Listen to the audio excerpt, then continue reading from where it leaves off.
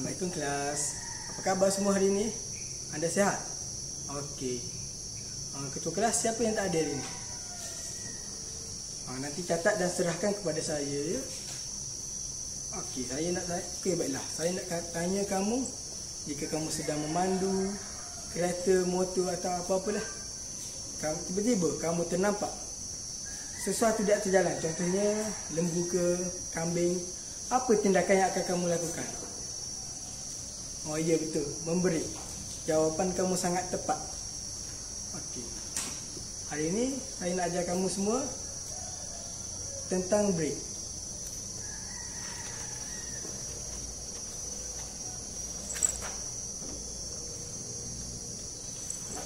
Okey, sistem brake direka untuk membenarkan pemandu memperlahankan serta memberhentikan kenderaan pada masa yang tepat. Okey. Saya nak bagi tahu yang pertama, kegunaan sistem brake. Apa? Kamu boleh bagi pendapat tak? Apa? Ya, betul, membolehkan kenderaan berhenti dengan segera dan selamat. Yang kedua, untuk mengawal kenderaan semasa dalam perjalanan. Contohnya ketika kamu memandu dan ada kereta di hadapan, kamu perlu perlahan dan memberhentikan. Kalau tidak, kamu akan melanggar dan mendatangkan risiko kepada kamu. Okey, seterusnya untuk meletakkan kenderaan terutama di tempat-tempat curam. Sebagai contoh, kamu pergi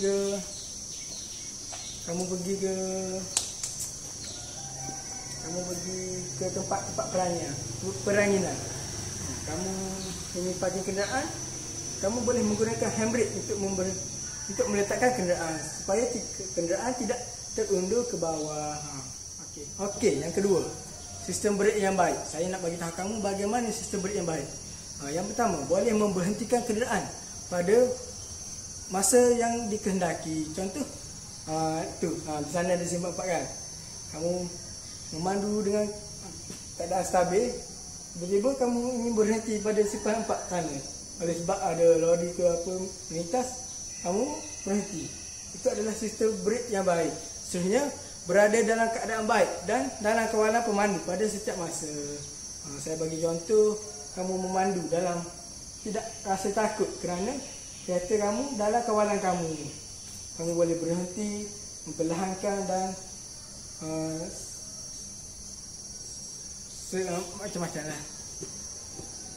Okey, seterusnya tidak boleh kehilangan kuasa brake. Dan kehilangan kuasa brake ni seperti kamu memandu, tapi kamu tak rasa tu. Kamu memandu kereta tapi kamu tak rasa kenderaan kamu dalam kawalan. Contoh, kamu tekan brake tapi kenderaan kamu tetap pada kelajuan yang sama. Itu adalah brake yang tidak baik. Okey, yang seterusnya sesuai untuk segala kelajuan, keberatan dan suhu. Contoh, kamu memandu keadaan kelajuan yang laju. Okey, jika brake yang baik, kamu boleh memberhentikan kenderaan. Seterusnya saya akan bagi tahu jenis-jenis sistem brake.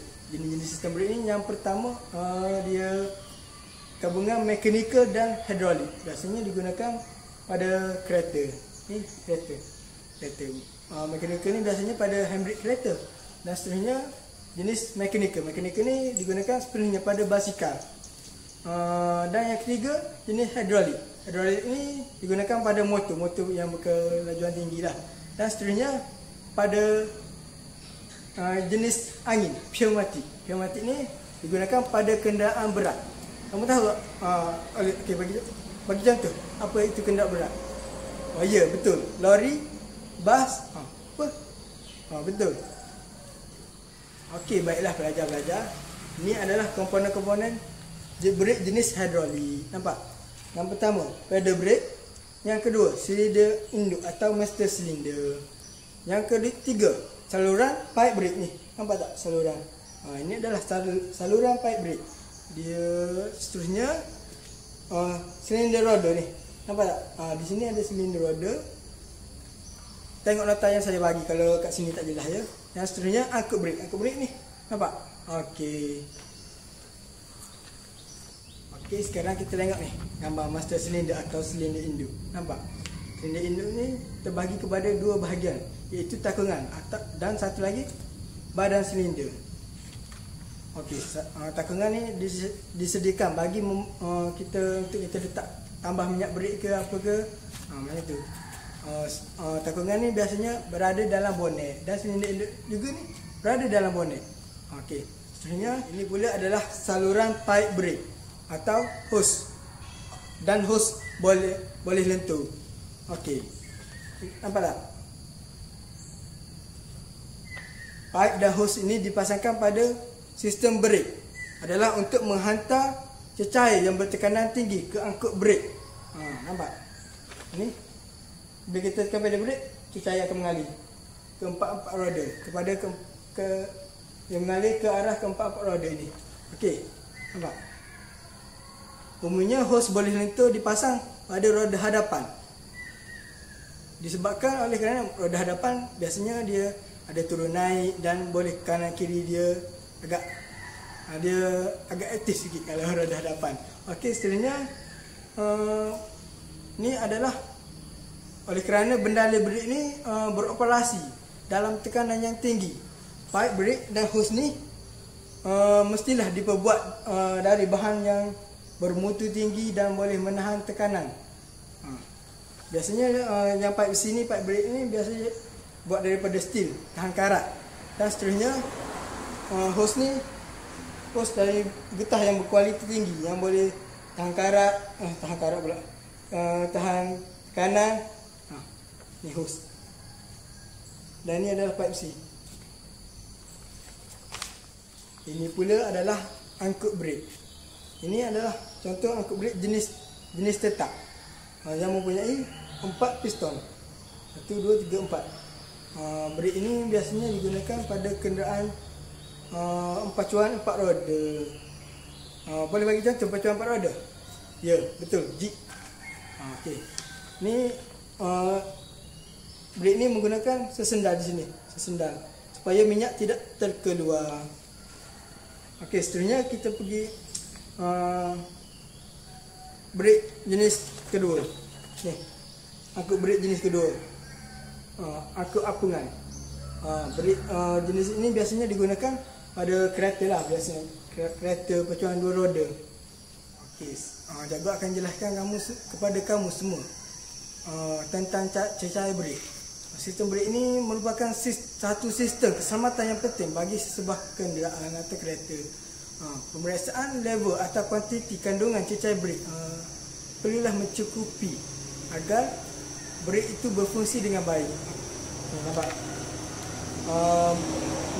Cecair brake mempunyai beberapa jenis. Yang pertama, dot 3. Yang kedua, dot 4. Dan yang ketiga, dot 5. Ini adalah ciri-ciri bendala brake. Yang pertama, tidak boleh dimampat, tidak berbuih, tidak terpeluak apabila suhu tinggi. Contoh kenderaan anda di tengah panas. Dia tidak terpeluak dan tidak mengeluarkan air dalam cecair brake tersebut. Seterusnya, tidak menghakis bahagian logam. Bahagian-bahagian brake yang lain seperti disk ke apa, dia tidak menghakis. Okey, seterusnya bertindak sebagai bahan pelincir.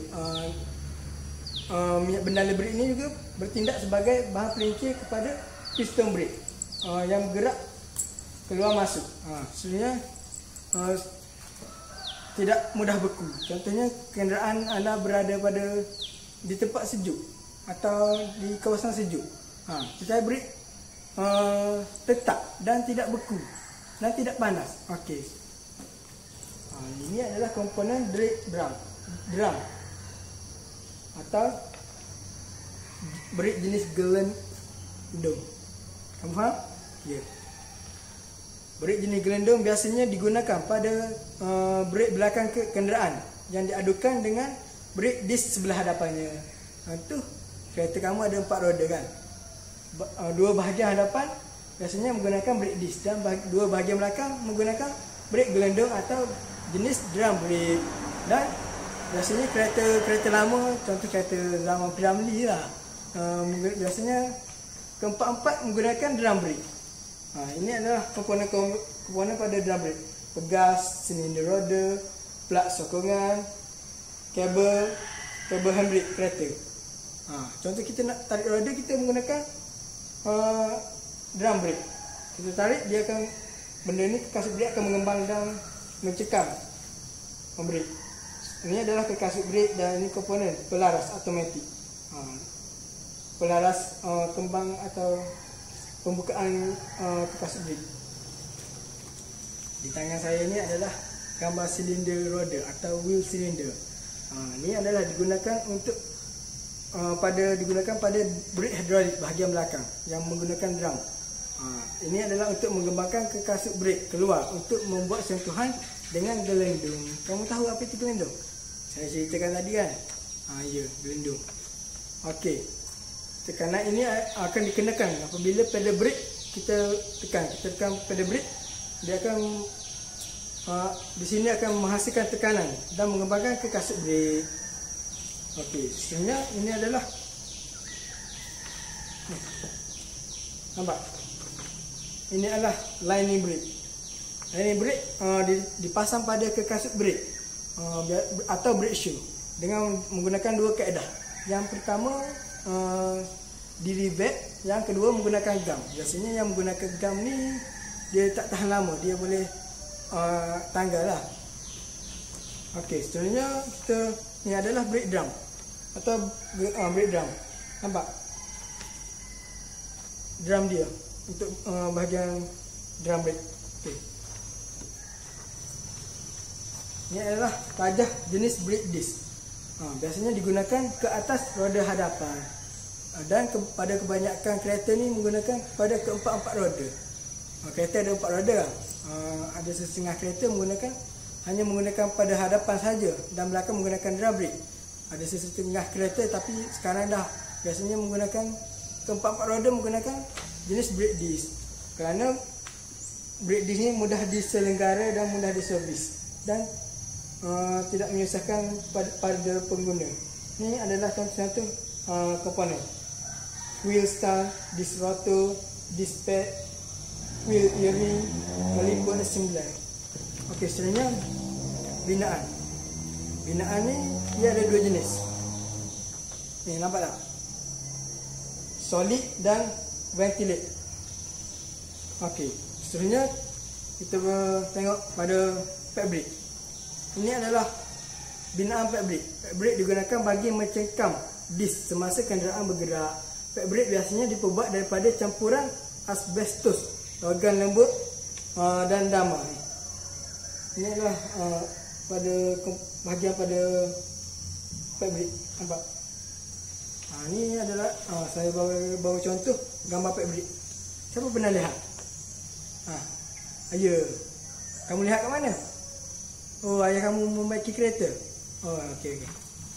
Okey, baiklah para pelajar, saya akan tunjukkan kamu.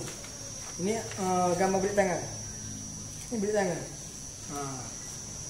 Juga disebut sebagai brake kecemasan atau parking handbrake. Ini biasa digunakan pada kenderaan yang telah diberhentikan atau kenderaan yang akan ditinggalkan di tempat parking atau di tempat letak kenderaan pada keadaan jalan yang cerun ke apa ke, boleh menggunakan handbrake.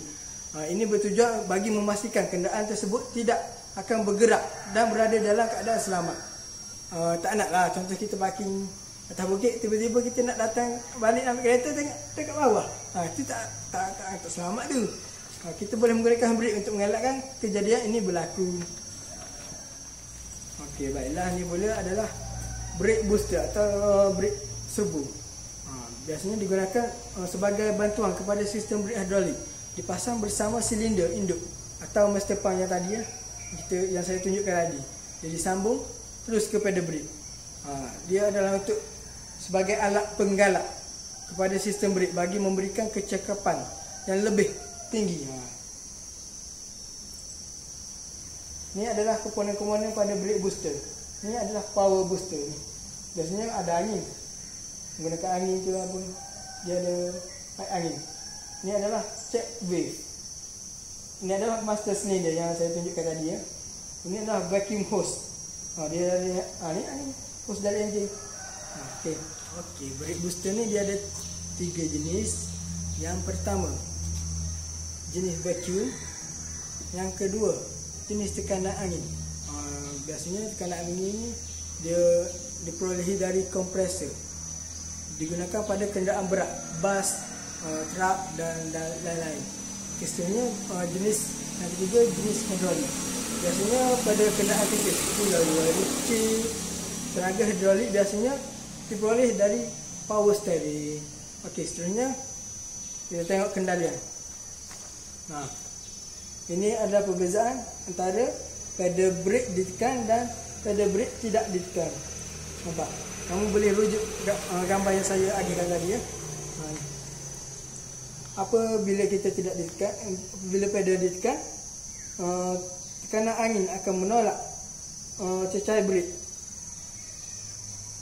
Cecair brake untuk dihantar ke bahagian-bahagian brake yang terlibat. Apabila tidak ditekan, dalam ni akan kosong, tiada tekanan. Okey, sebenarnya brake anti-kunci ABS atau anti-lock brake system. Ia menggunakan sensor yang dipasang pada setiap roda. Roda ada 4, setiap roda tu mesti ada sensor ABS supaya sensor ini dapat mengesan kelajuan roda dan menghantar kepada ECU tentang kelajuan pusingan roda. Apabila brake ditekan, ECU akan mengesan jika terdapat roda yang perlahan, terlalu cepat atau berkemungkinan terkunci. Atau kunci itu maksudnya terseret di jalan. Okey, ECU akan mengeluarkan isyarat untuk menggerakkan injek solenoid hidrolik bagi mengurangkan tekanan brake ke atas roda tersebut. Dia akan pegang lepas brake tersebut supaya tiada seratan di atas jalan. Tadi saya ada menjelaskan berkenaan pad brake. Pad brake ini sangat penting pada kenderaan yang menggunakan disc brake. Pad brake ni perlu ditukar jika mengalami kehausan. Dia ada spesifikasi yang ditetapkan lah. Okey, cikgu akan tunjukkan kamu bagaimana cara untuk menukar pad brake. Okey, untuk menukar pad brake ni kamu perlu memakai pakaian keselamatan seperti yang ditunjukkan oleh saya. Yang pertama, kamu memerlukan pelayar multivirus, screwdriver dan spanner 14. Okey, tengok sini.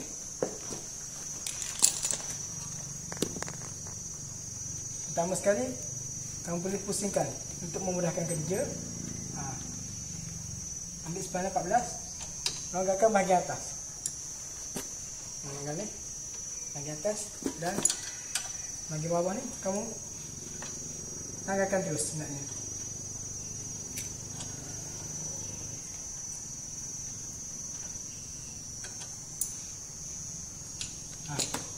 Nampak?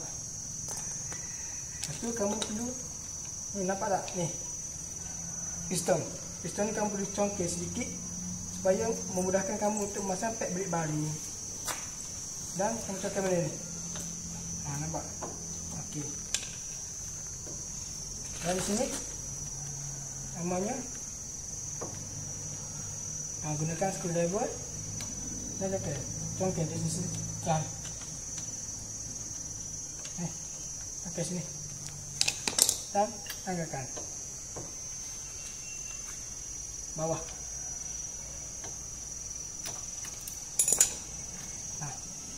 Dah pun tertanggal. Ini adalah bahagian belakang, hanya goncang-goncang sedikit.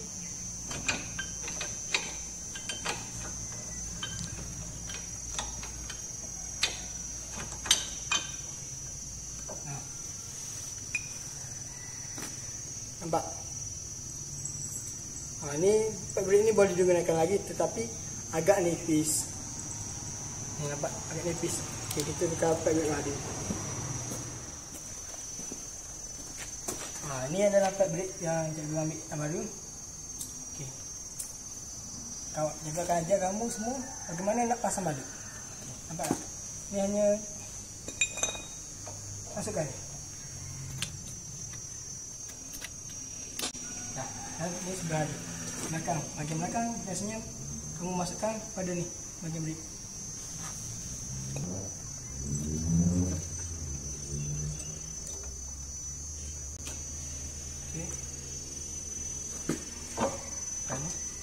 kamu turunkan brake caliper. Kan?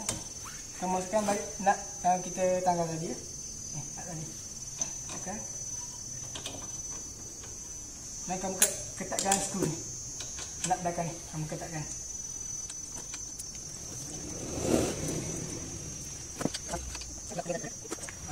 Okey, kamu faham apa yang cikgu tunjukkan? Okey. Cikgu nak salah seorang wakil daripada kamu untuk buat demonstrasi, buat apa ya, amali yang cikgu ajar. Okey. Walid, mai sini. Walid. Kamu faham? Okey. Kamu boleh teruskan.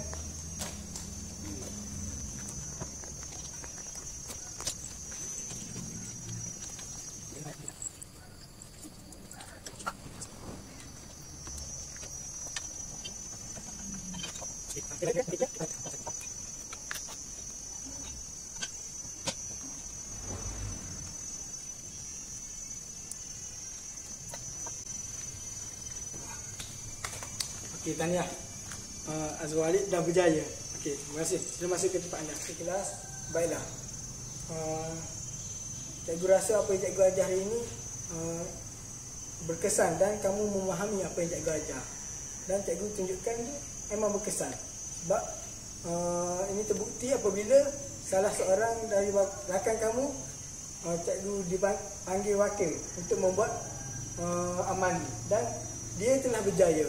Sekiranya kamu semua tak faham, kamu boleh bertanya kepada saya ataupun rakan kamu. Sekian dulu untuk kelas hari ini. Sekian, terima kasih. Assalamualaikum.